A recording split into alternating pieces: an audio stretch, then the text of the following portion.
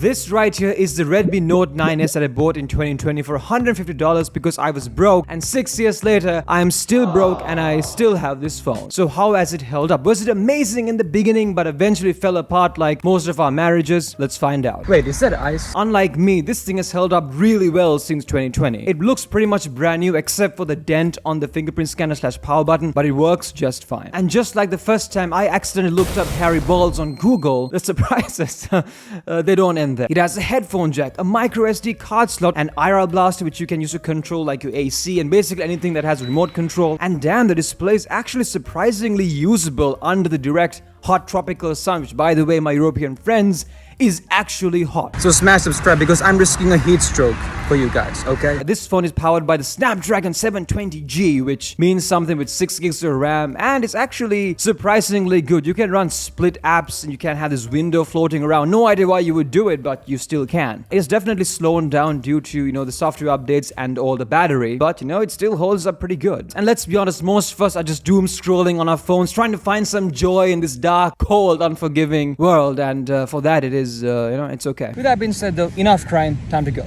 Now, since this is, a Xiaomi phone, attention to detail and colors, isn't exactly its strong suit, and there are actually tons of features to change the way that you look. I've been fully beautified now, and ladies, relax. I know, it's a bit difficult, but I'm only human. What about the back cameras? Because there's 4. Oh my god, iPhone users mocked, bro. It looks pretty decent, much better than what you'd expect from this price range and from such an old phone. But you can definitely tell, especially with the videos, that it is a budget phone. It's kind of got that low-res look because it is all HD. I'm recording the video right now in 4K, but it's kind of got that HD but not quite look, which honestly you need to go to like a flagship level to kind of get rid of that look. But once again, the reason why it looks noticeably worse is because I'm putting it next to a better phone, but on its own, it's more than serviceable. And despite not receiving any software updates since 2023, it has all those AI features like replacing the sky and removing objects. So if you're into, turning your memories into AI slop, this phone can do that. But what about low light? A couple of days ago, I came across this amazing picture of this building, and I'm right there, and I want to replicate that on this budget phone. After all, it has night mode. Alrighty, so I'm just gonna sit down and wait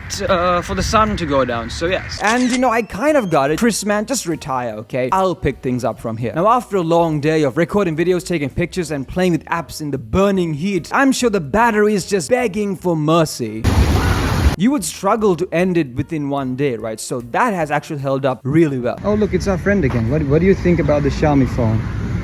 Okay, anyways. Now, by this point, many of you might think that, the CCP is slipping a couple of yuan my way for such a positive review of this phone, and unfortunately, unlike me, this phone is not perfect. And that brings us to the software, because man, this software is like my reflection. I like it, but mostly hate it. There's like a lot of weird bugs, man, and this is by far the worst, okay? Watch this. If you turn on battery saver, which is like a very normal thing to do, this phone straight up stops receiving notifications from certain apps like Gmail. Send an email, and as you can see, nothing. But then I turn off battery saver, and there it is. And by the way, I've allowed Gmail to have unrestricted battery access, right? So it's just a bug, and if that doesn't get bad enough, you then have the software updates. The software updates have single-handedly slowed down the phone, caused it to overheat, and gave me this weird bug that happens once or twice a week, which I can't get rid of. If I could go back, I absolutely would have left this phone on the original out-of-the-box software. Regardless, man, there's just no excuse for it. With all that being said, how well has this phone held up since 2020? And I have to say, it's actually surprisingly good. I didn't expect this phone to still do this well. The fun fact was actually the first phone that I ever bought with my own money, and I can confidently say it's the best tech investment that I've ever made. So if you're on a budget, don't worry. The only thing that I will say is make sure that your phone has at least 6 gigs of RAM, because that makes a massive difference in terms of longevity and just overall usability. And by the way, you can get rid of the ads, so don't worry about it. And if you take care of this thing, it can last just as long